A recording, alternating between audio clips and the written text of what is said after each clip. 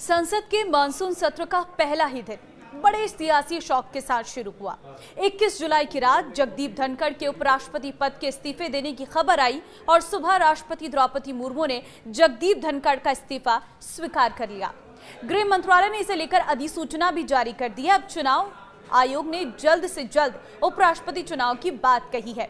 चुनाव आयोग ने उपराष्ट्रपति चुनाव की तैयारियां शुरू कर दी है और इसको लेकर अटकलों का बाजार भी गर्म हो गया है कि जगदीप धनखड़ की जगह कौन लेगा, अगला उपराष्ट्रपति कौन होगा। नमस्कार, मैं हूं आपके साथ ममता तिवारी। आप देख रहे हैं न्यूज़ 18 का डिजिटल प्लेटफॉर्म। उपराष्ट्रपति जगदीप धनखड़ के इस्तीफे देने के 3 दिनों के भीतर निर्वाचन आयोग ने इस पद के लिए चुनाव प्रक्रिया की शुरुआत कर दी है। चुनाव की तारीख जल्द घोषित की जाएंगी। इस बीच बीजेपी इस पद के लिए अपनी विचारधारा के प्रति समर्पित कार्यकर्ता को उम्मीदवार बना सकती है। कांग्रेस के नेता उपराष्ट्रपति चुनाव में विपक्ष की ओर से संयुक्त उम्मीदवार उतारने के संकेत दे रहे हैं। इसे सत्ता पक्ष और विपक्ष के बीच टकराव के नए दौर का संकेत भी माना जा रहा है। कांग्रेस के एक वरिष्ठ नेता ने कहा है कि ये चुनाव की प्रक्रिया नहीं, वैचारिक लड़ाई है। हम सरकार के कदम का इंतजार कर रहे हैं और इंडिया ब्लॉक ही नहीं, इससे बाहर के विपक्षी दलों से भी बातचीत कर रहे हैं। कांग्रेस सूत्रों का यह भी दावा है कि उपराष्ट्रपति पद से जगदीप धनखड़ का इस्तीफा सामान्य नहीं है। कांग्रेस सूत्रों का यह भी कहना है कि ना फेयरवेल हुआ, ना ही फेयरवेल स्पीच, बस अचानक एग्जिट हो गई। राज्यसभा में विपक्ष के नेता और कांग्रेस के अध्यक्ष मल्लिकार्जुन खड़गे ने जगदीप धनखड़ से शिष्टाचार वार्ता की। कांग्रेस का मानना है कि राज्यसभा में विपक्ष की राजनीति से जो राजनीतिक तूफान आया, उसमें फंसकर जगदीप धनखड़ ने इस्तीफा दिया है। जगदीप धनखड़ ने भारत के उपराष्ट्रपति पद से इस्तीफा दे दिया और उनके इस कदम से राजनीतिक हलकों में सभी लोग स्तब्ध हैं। विपक्ष पहले से ही अपने सवालों से सरकार पर हमला बोल रहा है। क्या इसके पीछे कोई और वजह है? कई राजनीतिक एक्सपर्ट इस पर नजर बनाए हुए हैं। क्या इस साल के अंत में होने वाले विधानसभा चुनाव से कोई लेना देना है? अब सवाल ये उठता है कि भारत का अगला उपराष्ट्रपति कौन होगा। इस रेस में कौन कौन से बड़े नेता शामिल हैं, तो चलिए हम कुछ बड़े चेहरों की चर्चा करते हैं। सोशल मीडिया और राजनीतिक गलियारों में कई नामों को लेकर अटकलें तेज हैं, जो भारत के अगले उपराष्ट्रपति बन सकते हैं। इस रेस में बिहार के मुख्यमंत्री नीतीश कुमार सबसे आगे चल रहे हैं। साथ ही कांग्रेस नेता और सांसद शशि थरूर की भी नाम की चर्चा खूब जोरों पर है। इस रेस में जेडीयू सांसद हरिवंश नारायण सिंह को भी पहली पसंद बताया जा रहा है। सोशल मीडिया पर कई नाम चल रहे हैं। कयास लगाए जा रहे हैं कि धनखड़ का उत्तराधिकारी आखिर कौन होगा। सोशल मीडिया पर या फिर इंटरनेट पर इस बात की जोरदार चर्चा हो रही है कि नीतीश कुमार अगले उपराष्ट्रपति हो सकते हैं। नीतीश कुमार का नाम आना लाजमी भी लग रहा है। इस साल बिहार विधानसभा चुनाव है। नीतीश कुमार अभी तक चुनाव में पूरी तरह से एक्टिव नहीं हुए हैं। वहीं बिहार में भारतीय जनता पार्टी मुख्यमंत्री के रूप में अपना चेहरा रखना चाहती है। मौजूदा मुख्यमंत्री को राज्य में चुनाव से पहले उपराष्ट्रपति बनाया जा सकता है। नीतीश के राज्य की राजनीति में रहते भाजपा को मुख्यमंत्री फेस मिलना मुश्किल है। ये कारण नीतीश और को उपराष्ट्रपति बनाने की दावेदारी को मजबूत करती है। मीडिया रिपोर्ट्स में जेडीयू सांसद हरिवंश नारायण सिंह को उपराष्ट्रपति पद के लिए अगली स्पष्ट पसंद बताया जा रहा है।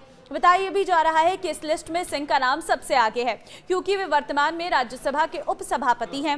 संविधान के नियमों के अनुसार सिंह आज से धनखड़ की अनुपस्थिति में नए उपराष्ट्रपति के निर्वाचित होने तक राज्यसभा के सभापति यानी कि उपाध्यक्ष का कार्यभार संभालेंगे। सोशल मीडिया पर लोगों का कहना है कि सिंह के नीतीश कुमार और प्रधानमंत्री नरेंद्र मोदी दोनों के साथ संबंध बहुत शानदार है और इसलिए कई लोगों का ये मानना है कि एनडीए उन्हें उपराष्ट्रपति पद का उम्मीदवार बना सकता है।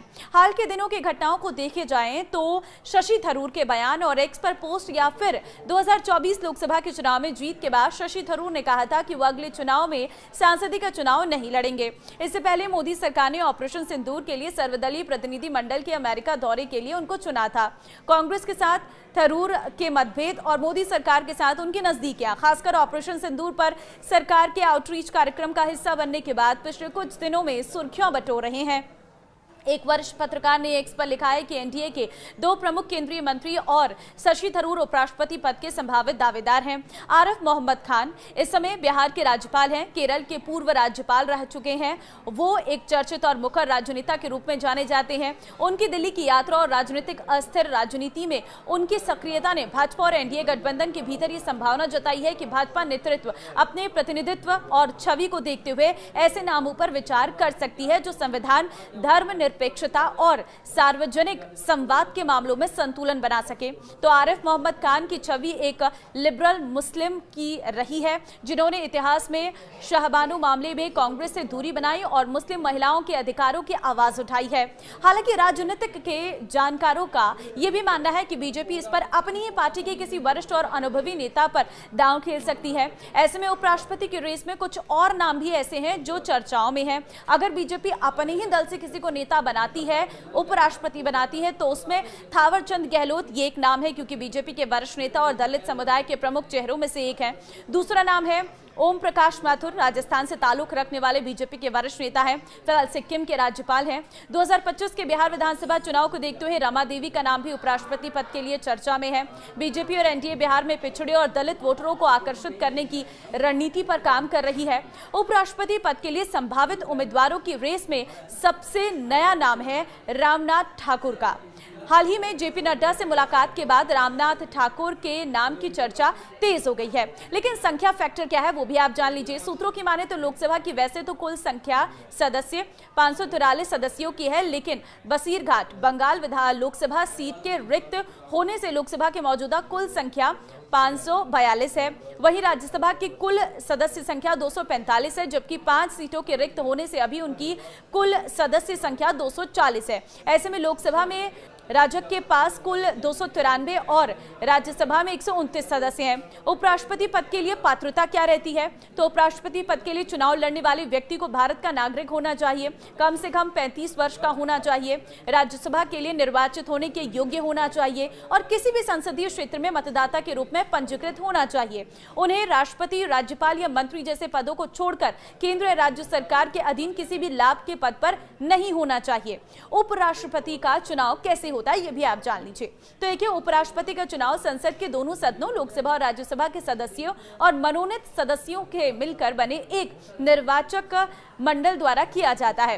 राष्ट्रपति चुनाव के विपरीत इसमें राज्य विधानसभाएं भाग नहीं लेंगी। ये चुनाव संसद भवन में आनुपातिक प्रतिनिधित्व प्रणाली के अनुसार गुप्त मतदान द्वारा सिंगल ट्रांसफरेबल वोट के माध्यम से किया जाता है। प्रत्येक सांसद उम्मीदवारों को वरीयता क्रम के हिसाब से वोट डालता है। निर्वाचित होने के लिए किसी उम्मीदवार को न्यूनतम आवश्यक मतों की संख्या प्राप्त करनी होती है, जिसे कोटा कहा जाता है। इसकी गणना कुल वैध मतों की संख्या को 2 से विभाजित करके और 1 जोड़कर की जाती है। यदि पहले चरण में कोई भी उम्मीदवार कोटा पार नहीं करता है तो सबसे कम प्रथम वरीयता वाले मत पाने वाले उम्मीदवार को हटा दिया जाता है और उनके मत द्वितीय वरीयता के आधार पर शेष उम्मीदवारों को हस्तांतरित कर दिए जाते हैं। ये प्रक्रिया तब तक जारी रहती है जब तक कि एक उम्मीदवार कोटा पार नहीं कर लेता है। अब जो नाम मैंने आपको बताया, इनमें से आपको क्या लगता है कि उपराष्ट्रपति का पद किसे मिलना चाहिए? मुझे कमेंट में जरूर बताना। नमस्कार।